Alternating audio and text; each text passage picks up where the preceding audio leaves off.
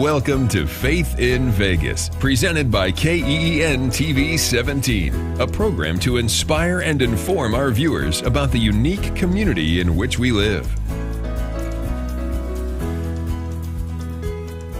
Hey everybody, welcome to Faith in Vegas. I'm your host, David Lee, and today we have a guest, and you can find her on the film First Light. It's going to be released later this year. I've actually worked with her on stage before, but that was a long time ago. So, ladies and gentlemen, welcome Yenerma De Las Alas. Hello, everyone. Hi. Nice to meet all of you. Yenerma, thanks for being on the show. Thanks for having me. Like I mentioned before to them, how I know you. I actually met, I don't know, it was 2006, right? It was 2006? Yes, about, I want to say 2005. 2005, yeah. 2006? Oh, Hawaii. okay. Yeah, and it was downtown. Yes. Honolulu, Hawaii.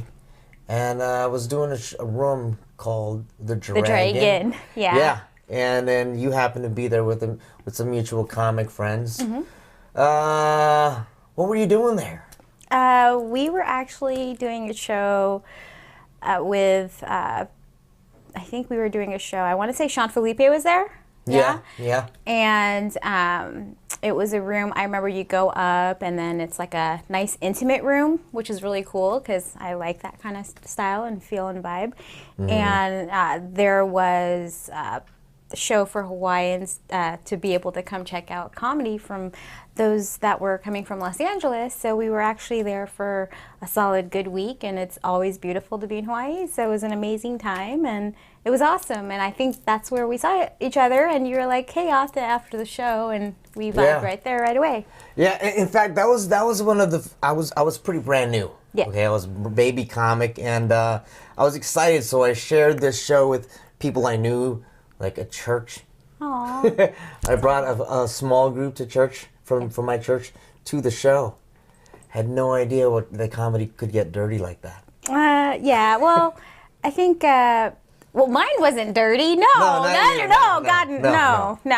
But it was really cool because, when you're in Hawaii, you feel very loved. You feel very, at home. It's very island. And, we're both Filipino, too. So we have that, background. So you fit right in. Yeah, and so I didn't know anyone, but it was really cool because I remember that's where we met, and I remember your laugh in the audience. And it was cool because, just being out there and just knowing, getting to know, people that were going to be there, it was awesome. So, yeah.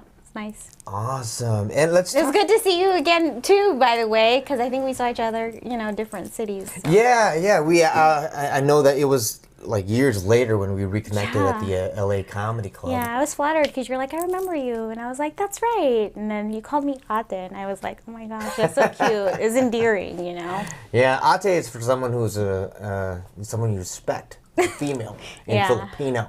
Yes. And she's Filipino. That's right. Mm-hmm.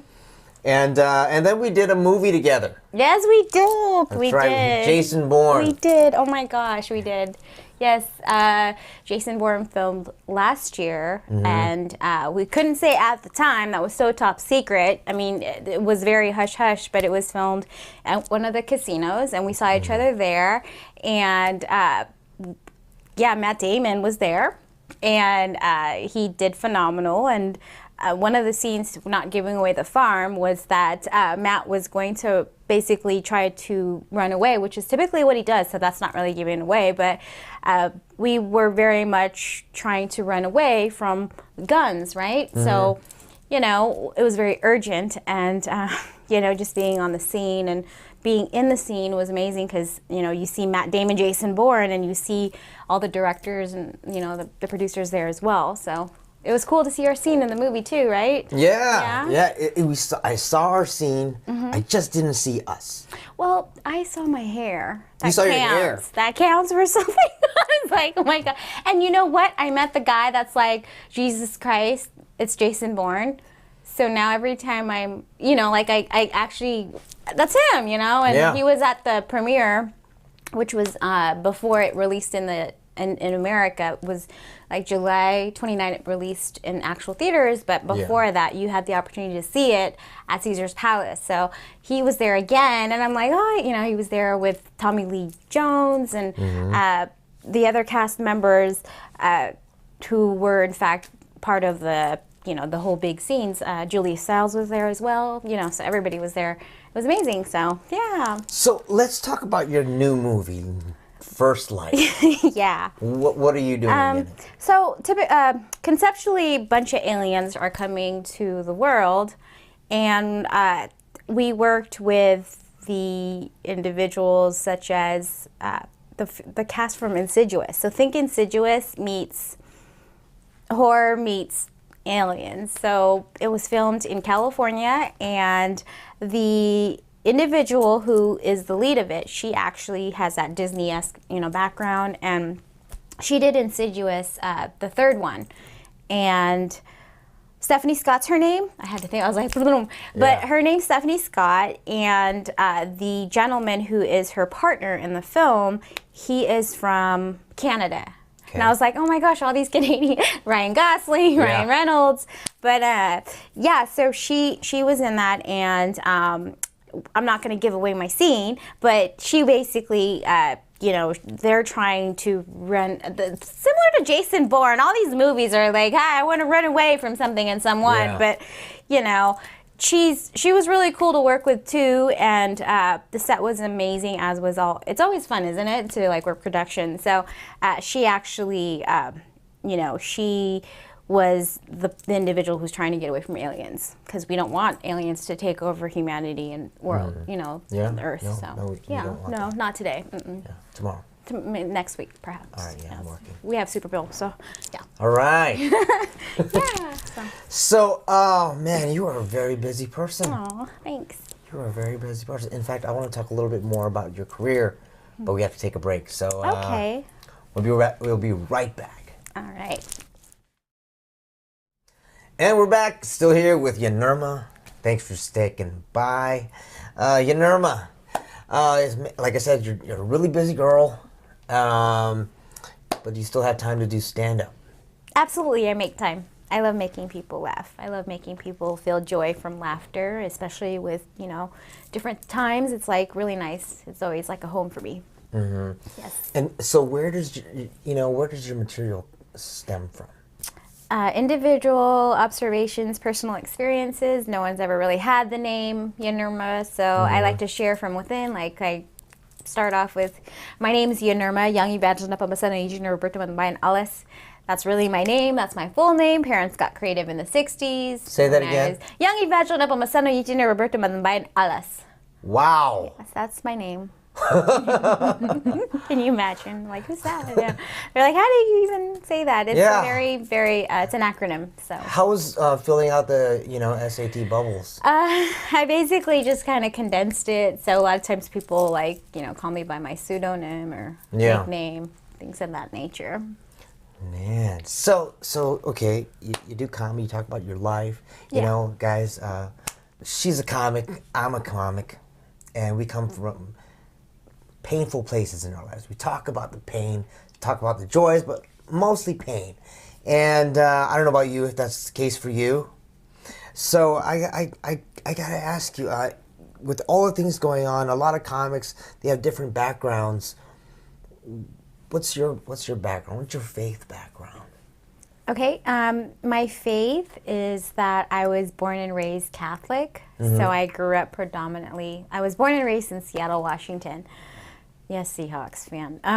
But I was born and raised in Washington, and Filipino background. So I grew up in a generation where first generation Filipino American, and I grew up predominantly in a Catholic household where we basically, you know, went to church every Sunday. I went to Catholic school my whole life. Even in my college years, I went to Seattle University, and basically my faith was very much a core part of my existence and my being. And around the year 2000, my grandpa passed away, and so that was a big, you know, deal and transition in my life, and that's what was the trajectory experience of me then being inclined to move to Los Angeles, because I grew up in Seattle my whole life, and you're blessed in that you grew up in a very hot tropical weather. That's what I imagine and fathom. Yeah. But I grew up very well, I love Washington, but I was like, okay, I need to have a change of environment. So in that respect, I moved to from Seattle to Los Angeles in the year 2000, right after I graduated from Seattle U, and I moved to LA, where like in that year of 2000, the start of millennium, start of new everything change, and it was where I really had the opportunity to spread my wings and be able to then explore and have an adventure of being completely on my own. I didn't really have much family there. All my family's from Seattle still, so that's where I really was able to really find my voice and find me and find myself and find my my ground. And a lot of interesting things I would pay attention to, because October 24th is my birthday. That's the first day of the Scorpio.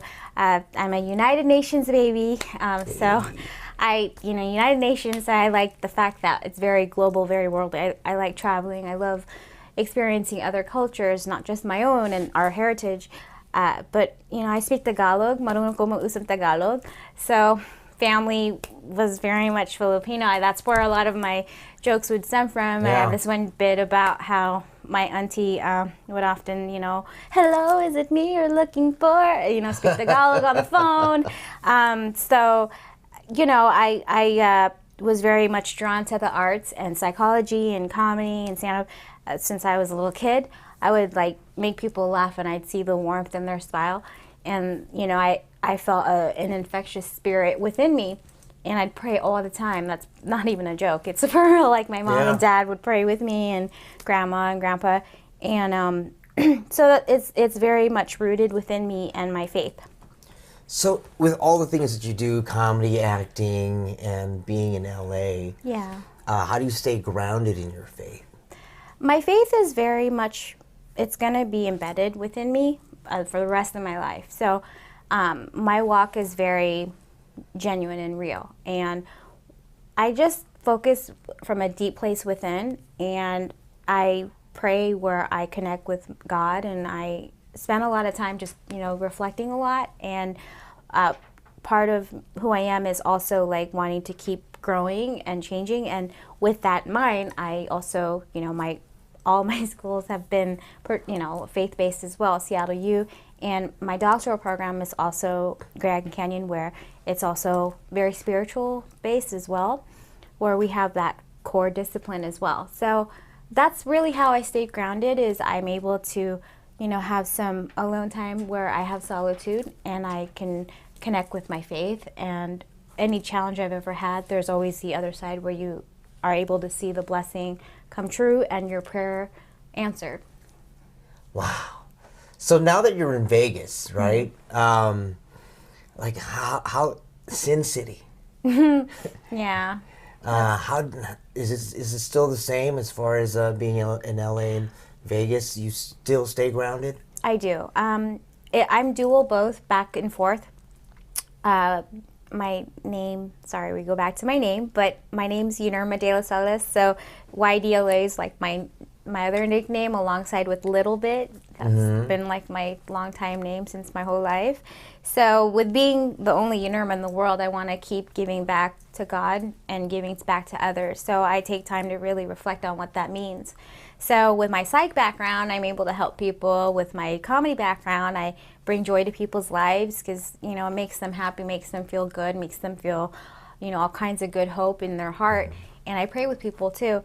So with Las Vegas, I don't live next to a slot machine. Okay, I'm not living, I am very grounded.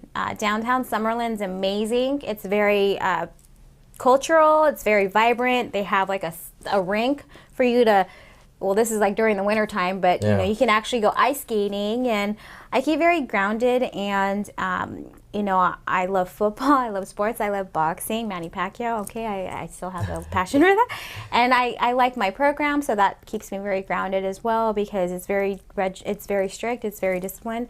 And then in terms of comedy, I have all my connections from around the world, where I stay very connected to the community, and shout out to everybody, all the comics and all the Shout out. artists. And then in terms of just, you know, having a rapport with everyone, like you, I've known you for a long time too. So it's nice to like see how things are going and everything. And, you know, I just pretty much stay focused from the core within. And then I share that love with people on my journey, on my walk. And it's been very beautiful seeing like how God works in very beautiful ways and how things come together in God's timing. Amen. Yeah. All right. You know, Yeah. and I want to talk a little bit more about that after the break. We'll be right back. Hey everybody, I'm glad you're still here, because we're still here. And okay, so Yenerma, oh my goodness, I gotta ask you, if now, okay, you're here in Vegas. What do you think is the hardest part about being Vegas? What do you struggle with in your spirit while being in Las Vegas? Okay, that's a really solid, great question. Because, okay, so in terms of faith struggles, I think that I stay present and I stay conscious about what those struggles mean and how God works it all out. Because, you know, I think a lot of my life is exemplary of faith and faith shining through. Because, you know, sometimes I'm like, oh God, you know, what's going on here? And those are genuinely like sometimes it feels bigger than me. And then I remind myself, God has a plan and God has like a bigger way of addressing all these different struggles. So, I mean, the fact that I'm distant from a lot of family in terms of proximity in the physical sense, like I'm not around family, but I create, you know, a sense of community through connecting with people such as yourself, or, you know, Los Angeles and I are still in connection, but as far as, you know, Las Vegas goes, like I stay very grounded, and, you know, it can be tough at times, you know, the water's different, you know, hence, you know, my God, you know, I'm like, what's going on? My hair is like, oh, dry. And then like the winters can be interesting, you know, and, you know, I'm not really, this is just me, but I don't really do participate in things in that nature of what Vegas, that's kind of why I kind of just keep. You don't do the gambling? No, that's not my thing. I mean, I've helped a lot of people overcome a lot of addictions and things in that nature. Yeah. And I'm very confidential, so therefore people can, you know, that can be a tough thing. You know, there's a lot of entertainment here. I'm pointing here because back here is where Vegas is, the Strip, right? Yeah, not the tree. Right, not the tree. We're not talking about the tree. We're talking about Vegas. But you know, a lot of people really struggle with that genuinely. So they have to be bigger than what that means, that struggle. Yeah. So I think, if anything, I like to be a rock. I like to be a solid support system. And I don't have any of those particular struggles, but I just try to empathize. I have a lot of compassion in my heart. So I find myself really wanting to help people overcome their struggles, and then they have to find it within themselves to connect to God, connect with God, and connect to others. So I hope that answers your question. But yeah, that's kind of my observation, is that I really rely on God to answer all those questions and those wonders I have.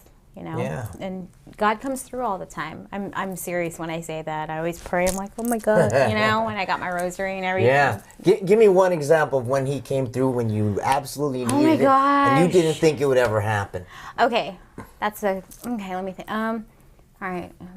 Okay, so LA and Vegas, like any city you live in, it could be very expensive. Like in LA, my rent was expensive, but here it can be expensive too. I mean, the area that I live in can be costly, right? So I'm completely on my own, right? So with that, I don't know, God just has a way of having timing, because there could be really tough months. Like being an artist is amazing and being an entertainer is amazing, but it doesn't always kind of pay the bills, if that makes sense.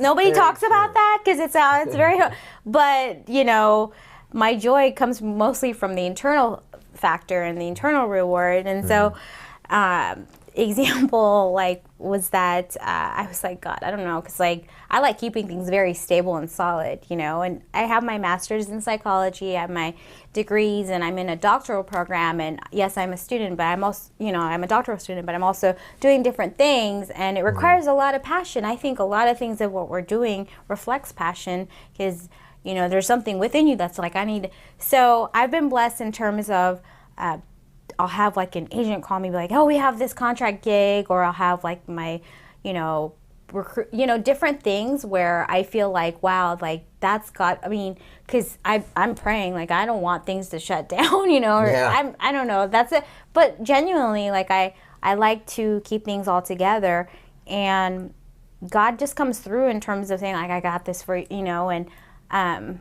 it gives me peace of mind because I feel like God is just a prayer away, you know, and I'm reaching out. And then just also because like I think a lot about, you know, people and how they're doing, and I care to know, like, so in that respect, I think God gives me a sense of like solace, you know, and that walk is like very nice, and, you know, I can feel God's presence in my life because of that. Awesome. Yeah. Sounds like God's really come through for you. Yes, absolutely. You know, and people don't really talk about because you're going for a doctor. They don't. You have all these degrees, Yeah. and you're pursuing all these artistic ambitions. Yeah. And people don't talk about the struggles that you go through. You know. No, they don't really. They don't go there. I think they mostly talk about the product, not the process, because they see all the glory and the good, all that. You know, you can cut a reel and it'd be like, oh my God, that looks so amazing, and they don't know until they're in it. No. And maybe that's kind of the cursed blessing of an entertainer, of an artist, of a person that, you know, always remains solid in that, because nobody really takes the time to be like, are you good? Or no, they're just kind of like, well, she's always good. They have it consistent. But by the same token, you know, it's like people often have their own perceptions, or they're busy all the time. But, you know, that's why it's like such a relationship for me and God to go way back, because I know God is always there for me, and I feel that, and it's felt, and God always has a plan. So if something doesn't work out here, it works out there. If something works out here, that's because it's all part of the journey, you know. And I have faith, and I believe my faith shines through, so that's all part of it. So So what's next? What's next? I want to continue. I feel blessed in that I have a couple productions coming up in the summer for a couple of comedy shows. That'll be awesome. Back in LA, as well as working and towards, I have residency for my doctorate, and then I'll be graduating like in a year from now to get my doctorate, so you can call me Dr. Littleton. Yeah. That's the joke. With Dr. Young Evangelista Pamesana Yenerma De Las Alas, right? And then, you know, continue my walk with God and be a blessing to others, and really focus on my school and get that completed. And in terms of what's next, the movie comes out in the summer for First Light, as well as the comedy shows we're doing. We're going to do it, I think Sinbad's going to host. Nice. I have to get more deets on that, but yeah, that'll be cool. And then I'd like to do more little bit productions in Las Vegas. Those are really fun. I'll have to have you on board, because they're funny. It's been a while. Yeah, and then all right, Yenerma, thank you for being on the show. You're welcome. Thank you, David. Always good chatting with you. You as well. And that's our show. Thanks for watching. This is Yenerma. I'm David Lee. Thanks for watching Faith in Vegas. Thank you. Aloha. Thanks for watching Faith in Vegas, a presentation of KEEN TV 17. We hope you've enjoyed today's program, and we'd love to hear your comments and suggestions for the show. You can contact KEEN TV 17 at the address on the screen.